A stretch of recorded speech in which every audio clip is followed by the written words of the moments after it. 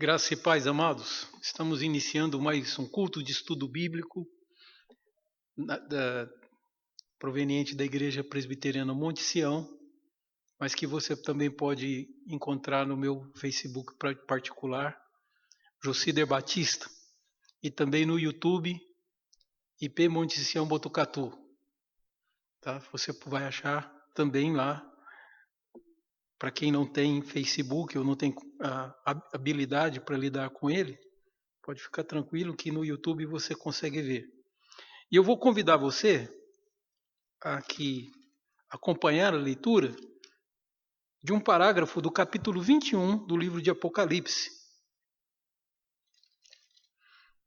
Seria interessante lermos o capítulo 21 e 22, que versam sobre esse assunto, mas basta o parágrafo que vai do verso 9 ao verso 14, porque aí a gente consegue ganhar algum tempo com isso. Então eu peço você que abra aí, Apocalipse 21, 9. É muito consolador e confortante vermos isso, que está aqui escrito, que Deus nos revelou. Então diz aqui no capítulo 21, verso 9, assim a palavra de Deus. Então veio um dos 7 anjos que tem as 7 taças cheias dos últimos 7 flagelos e falou comigo dizendo, vem e te mostrarei a noiva, a esposa do Cordeiro. E me transportou em espírito até uma grande e elevada montanha e me mostrou a santa cidade, Jerusalém, que descia do céu da parte de Deus, a qual tem a glória de Deus. O seu fulgor era semelhante a uma pedra preciosa, preciosíssima, como pedra de jaspe cristalina. Tinha grande e alta muralha, 12 portas, e junto às portas 12 anjos, e sobre elas os nomes inscritos. São os nomes das 12 tribos dos filhos de Israel. 3 portas se achavam a leste, 3 ao norte, 3 ao sul e 3 ao oeste. A muralha da cidade tinha 12 fundamentos e estava sobre estes os 12 nomes dos 12 apóstolos do Cordeiro. Que Deus aplique em nossos corações o texto lido. Vamos orar ao Senhor. Pai Santo, pedimos em nome de Jesus a iluminação do Senhor sobre nós. A Tua palavra é muito preciosa para que nós lidemos com ela de forma leviana ou displicente. Que cada um que está lendo abra o coração, porque a mensagem que o Senhor tem aqui nesse texto é maravilhosa. E deve nos confortar e nos edificar, nos fazer mais retos diante dos Teus olhos. É o que nós pedimos ao Senhor, em nome do Senhor Jesus. Amém.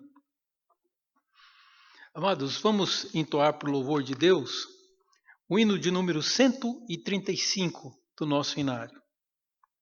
Hino de número 135, Mais de Cristo.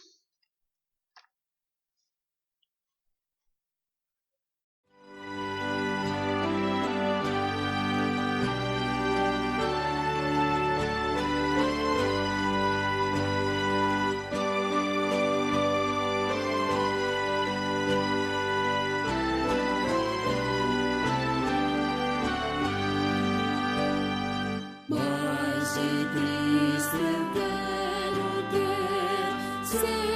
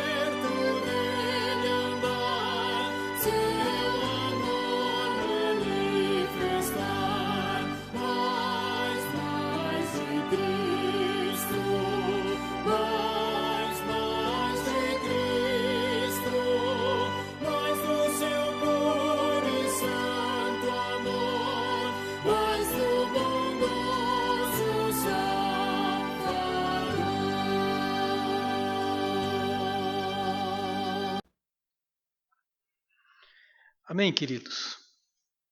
Como esse texto fala a respeito da noiva e da esposa, deixa eu começar falando a respeito de casamento. O que é o casamento hoje? E nós, como evangélicos, temos sido bastante bombardeados com questionamentos. Eu fui muito já, porque a igreja presbiteriana aceita o casamento que é feito em cartório. Quando duas pessoas decidem se unir, elas devem ir ao cartório e passar um papel. E algumas pessoas dizem, isso é bobagem. Amigado com fé, casado é. É um provérbio que o povo usa. Por que é que nós fazemos isso? Para proteção do próprio casal. Porque a grande realidade é que, e eu faço isso com experiência porque eu já aconselhei casais que estavam em crise exatamente por essa razão. É bem verdade que as pessoas se responsabilizam quando elas assinam um papel. Então significa que aqueles que não assinam o fazem para poder ficarem mais soltos e não poderem romper com o compromisso quando bem entenderem. E é bem verdade que um casamento também pode ser rompido. Hoje a lei do Brasil facilita muito o final. Porém, não para aqueles que têm consciências. E é verdade que toda a papelada, tudo isso dificulta ainda mais essa decisão que muitas vezes é de momento e é também impulsiva e que vai trazer graves consequências. Então, o que é que nós devemos ter em mente? Por que eu estou falando de casamento de papel passado? É porque que Jesus fala do casamento dele com a igreja, mas mais do que isso, ele manda colocar no papel, ele diz para João, escreve isso. Por isso o livro de Apocalipse foi dado. Porque não são meras promessas verbais. Há um compromisso de Jesus de cumprir tudo isso, de fazer tudo pela igreja, salvar sua igreja, resgatar desse mundo onde existe fome, onde existe injustiça, má distribuição de renda, onde poucos acumulam riquezas que poderiam estar ajudando muitas vidas. Então, esse é um mundo extremamente mau. E daí, Jesus promete que vai vir buscar a sua noiva e vai casar com ela. E o que ele vai dar de casamento está dito aqui. Não é bem um presente de casamento, ele está contando de tudo que ele vai dar. E é interessante tudo isso que é feito, o livro de Apocalipse foi feito para isso. Você tem um documento, Jesus está selando com a sua palavra o compromisso que ele está fazendo. Ele não precisava, nós confiamos, bastava que ele falasse. O que já foi dito nos evangelhos já é extremamente maravilhoso, mas nós não sabíamos o que tinha nos esperando depois. E agora nós vamos poder saber, não só nós, todas as pessoas que quiserem saber o que ele se compromete com a sua igreja está escrito aqui. E eu torço para que alguém lendo isso diga, eu quero, eu preciso, e aí se entregue a Jesus e passe a fazer parte da grande igreja invisível do Senhor Jesus. Até quase que desesperador, o homem precisa dessas promessas que estão aqui em Apocalipse. Mas elas são tão maravilhosas, vão tão além do que a gente tem, que nós vamos tentar pensar a respeito de alguma coisa. E eu queria pensar com você sobre as coisas que não existem aqui, porque João sentiu falta de alguma coisa. Ele diz, é uma cidade de Deus e não tem santuário. Então vamos começar a numerar algumas coisas que não existem aqui.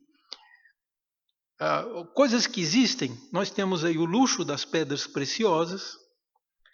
Você tem a cidade sendo descrita, o anjo leva, porque se não fosse subindo no monte, João não conseguiria ver essa cidade. É do monte que ele tem uma visão mais panorâmica. E aí, o anjo tem uma vara na mão para medir.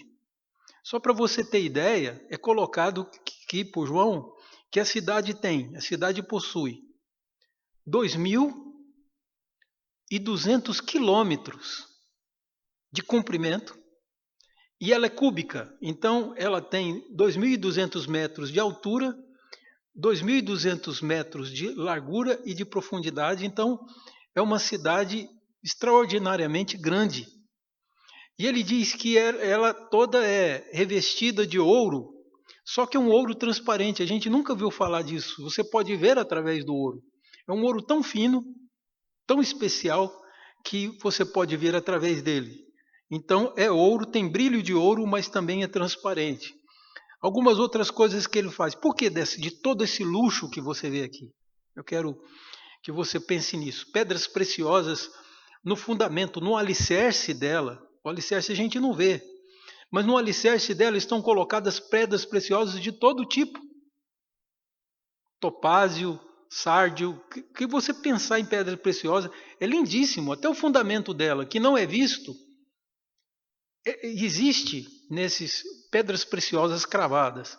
Então, por que todo esse luxo? Se você prestar atenção, os homens lutam para ter esse luxo, para estar nesse lugar. E alguns que não procuravam, que abriram mão muitas vezes de causa, que tinham causas na justiça, e ele entregou porque amava seus irmãos e tudo mais. Você tem vários casos. Teve Barnabé, que não tinha a menor obrigação de alimentar a igreja de Jerusalém, e ele vende propriedades suas e entrega para os apóstolos distribuírem conforme a necessidade. Então você observa que existe gente que abriu mão de todo esse luxo, mas que nem por isso vai ficar sem, vai receber. Deus está prometendo. Não há uma cidade no mundo que seja só vindo do céu mesmo uma cidade dessa, com tantas pedras preciosas. Tem 12 portões.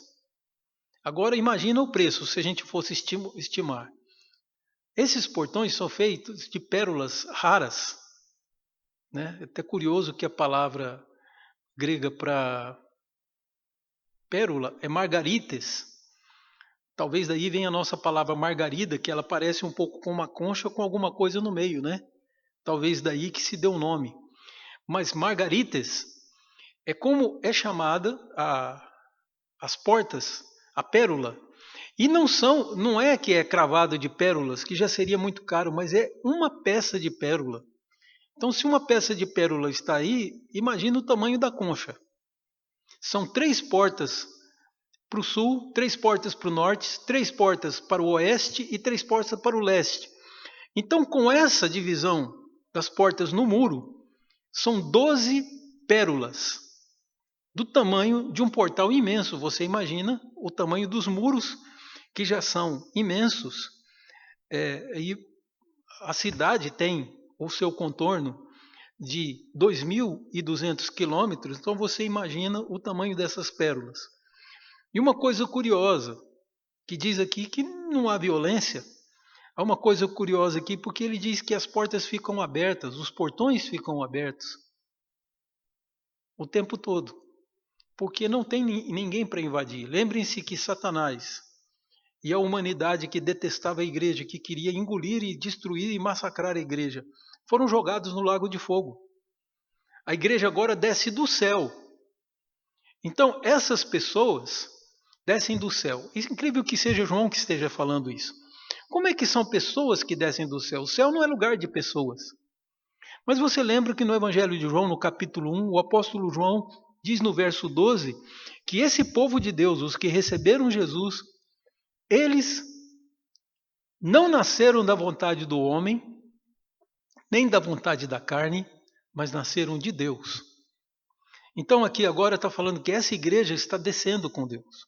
Eu tenho meu pai terreno, que já faleceu, tenho a minha mãe terrena, que graças a Deus está viva e está bem. Eu tenho essas figuras, porém, aqui está dizendo no texto que antes da fundação do mundo Deus me amou e eu nasci para morar nessa cidade santa. Então, olha que coisa extraordinária. Não tem santuário, como já foi dito, porque o Senhor será o santuário. Não há necessidade de sol. Aqui sobre o sol diz que não há necessidade, não é que não haja sol. Não há necessidade, porque a luz do Senhor é suficiente, o Senhor Jesus é suficiente para iluminar. Mas não haverá noite, não terá noite, jamais anoitecerá, porque a luz dele não vai parar de brilhar. Está em 22:5. E também sem condenados, só os que têm o seu nome escrito no livro da vida. Outra coisa que tem lá, o rio, mais claro que você já ouviu falar. É tão transparente que as águas são claras. Tem algumas pessoas muito queridas minhas que estão me ouvindo lá do Mato Grosso do Sul. E uma coisa que faz o Mato Grosso do Sul ficar famoso são as águas de Bonito, né? É uma cidade que tem águas tão cristalinas que você, com profundidade, se acaba enxergando tudo que tem lá embaixo, de tão clara que são essas águas. De águas do mar, a gente conhece a fama de Maragogi, no Alagoas, que é lindíssimo a cor da água, e as pessoas que vão lá dizem que você vê os peixes nadando com profusão lá. Então é muito, muito bonito vermos essas figuras, pois esse rio que sai da praça da Nova Jerusalém, ele é muito belo, e ele é tão claro, é o rio mais claro que tem, que parece vidro. Outra coisa que diz o texto, que não há maldição. Verso 3 do capítulo 22 diz: nunca mais haverá qualquer maldição nela. Nela estará o trono de Deus e do Cordeiro. Os seus servos o servirão. Então, o que o texto nos diz é que há um trono onde se assenta o Senhor Jesus e o nosso Deus, estão lá sentados. E que coisa linda! Não há maldição. Não haverá nada que possa nos pegar de surpresa. Não haverá gafanhotos, não haverá pestes, doenças, nada disso, porque não haverá maldição. Esse é o povo bendito. Jesus várias vezes chama esse povo de bem-aventurado. São aqueles que têm o seu nome no livro da vida. Então, também não precisam de lâmpada. É outra coisa que não tem aqui. Por que não precisa de lâmpada? A palavra usada aqui é a mesma que lá no início fala do menorá, que é aquela peça judaica de seis lâmpadas, 6 ou 7 lâmpadas. São 3 com uma no meio, são 3 de cada lado, então são 7 lâmpadas. E que Jesus diz que afastaria. É a mesma palavra que é usada aqui. Não precisaremos de lâmpada, porque não vai ter noite e a luz nunca para de brilhar. Então, com essas coisas, e eu gostaria de ler o verso 27, que ele é muito interessante, ele diz: nela nunca jamais penetrará coisa alguma contaminada, nem o que pratica abominação e mentira, mas somente os inscritos no livro da vida. Então, isso é o que o texto nos diz. Eu quero te propor que você, com essas promessas todas, o que haverá e o que não haverá, você pense bem, porque nós achamos que, não concordo muito, eu não acho que seja tanta coisa assim, é porque você não viu ainda. Mas, de qualquer forma, eu quero dizer que não tem outro futuro. Na verdade, nós temos pouco controle sobre a nossa vida. Então, se você para no sinaleiro, você tem que parar no sinal vermelho. E só quando é ligado o verde que sai. Ninguém te perguntou se você prefere essas cores. Ninguém te perguntou se você não preferia invertido. Você gosta mais do vermelho do que do verde? Então, isso ninguém te pergunta. Porque na realidade nós temos que nos sujeitar às regras que tem aqui. Eu estou falando isso para você ver que você tem pouco controle da história. Quem no Brasil previu que nós estaríamos nessa condição por causa do Covid-19? Ele é uma demonstração que nós não temos o controle da história. O Brasil ia começar, pelo menos pelas promessas dos governantes, ia começar o seu crescimento comercial, financeiro, e o Brasil hoje está com uma crise muito séria para levar. Já está faltando comida em algumas casas. Então é muito difícil, nenhum de nós tem controle da história. Como que você quer chegar no futuro? Saiba que só existe um lugar, o lugar escuro e o lugar de luz. Só existe a Nova Jerusalém e o Lago de Fogo. Se você não quer a Nova Jerusalém, Lago de Fogo é o seu lugar, a parte que te cabe. Então o que você tem que fazer? Como que eu sei que o meu nome está escrito no livro da vida? Porque eu entreguei a minha vida a Jesus, estou também te chamando para entregar. Porque se você entregar sua vida sinceramente a Jesus e deixar Ele fazer toda a transformação que precisa, isso é sinal que Ele já escreveu o seu nome no livro da vida.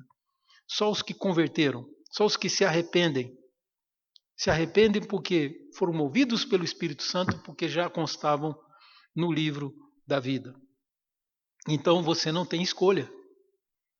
E é por isso que Jesus está anunciando tudo que Ele vai dar para a noiva. Porque quem não for noiva, quem não for igreja do Senhor, não tem parte nessa cidade, que é o que vai sobrar.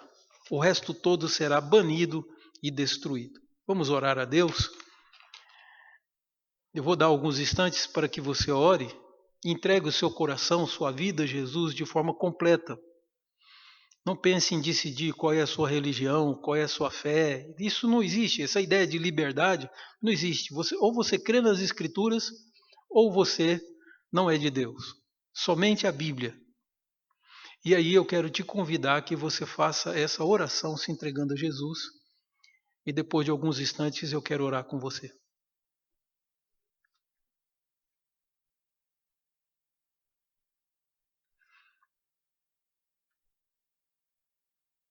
Senhor, sabemos que não temos nada e não somos nada, que precisamos do Senhor. Precisamos dessa cidade que desce do céu. Queremos ardentemente, Senhor, estar para sempre com o Senhor nela. Poder ver Jesus face a face, sentado à nossa mesa, o Senhor morando conosco. Tudo isso é desejo do nosso coração. É muito mais do que jamais imaginamos. E te agradecemos pelas promessas que tem que o Senhor enxugará dos nossos olhos toda lágrima e que não haverá dor, como está no capítulo 21. Pedimos em nome do Senhor Jesus que o Senhor nos faça ver isso, que o nosso sofrimento o Senhor sofre junto conosco e o Senhor, até mais do que nós, está ansioso para nos recolher nessa cidade maravilhosa. Obrigado por ter revelado a nós. Obrigado por ter se comprometido a dá-la a nós. Nós não merecemos tanto cuidado, tanto zelo do Senhor sobre nós, mas agradecemos profundamente porque precisamos do teu amor e do teu zelo. É em nome de Jesus que nós te oramos e agradecemos. Amém. E agora, irmãos, que a graça do Senhor Jesus, o amor infinito de Deus, o nosso Pai, as consolações e direção e comunhão do amado Espírito Santo estejam com todos os irmãos, agora e para todo sempre. Amém. Queria só para encerrar, dizer que eu estou muito feliz, é um privilégio para nós ter você acompanhando os nossos cultos. Deus te abençoe. Se você quiser comunicar alguma coisa, pode fazê-lo pelo Facebook. Se tiver uma pergunta para fazer, a gente responde. Pode fazer pergunta, eu respondo por outro meio. A gente faz contato. E eu queria também lembrar você que domingo, às 9 da manhã, temos aqui um culto dominical, onde cantaremos hinos ao Senhor, mas especialmente estaremos estudando a palavra de Deus em mais um tema que Deus nos dirigir para isso. Que Deus abençoe muito sua vida. Meu agradecimento muito especial ao Marcos, que ficou até essa hora aqui. Já está tarde, o Marcos Zanetti, ao Jorge. São irmãos muito queridos e que, graças a eles e ao Roberto Rubio, a ajuda do Valdir, nós estamos hoje indo às casas e entrando nos lares com mais qualidade. Então, que Deus abençoe muito. Domingo a gente se encontra para cultuarmos o Senhor juntos. Haverá culto presencial na igreja no domingo, viu? Então, os menores de 60 anos e maiores de 12 anos podem vir e devem vir. Haverá Santa Ceia pela manhã para aqueles que não puderam participar hoje. E os lugares estão marcados. Nós estamos tomando todo cuidado com o medidor de febre, para que não recebamos ninguém sintomático, ninguém contaminado, e todos os cuidados estão sendo tomados. Então, a Junta Diaconal e o Conselho estão cuidando muito bem do rebanho, eu estou acompanhando tudo, e é muito cuidado que temos tomado, tentando assim preservar a vida dos irmãos e obedecermos às normas de segurança do país. Que Deus abençoe muito sua vida, você tenha um ótimo fim de semana. E domingo de manhã estamos reunidos, ou aqui presencialmente, aqueles que puderem, e os demais também, um grande privilégio poder falar com vocês pela internet. Que Deus abençoe sua vida e Deus siga na paz do Senhor.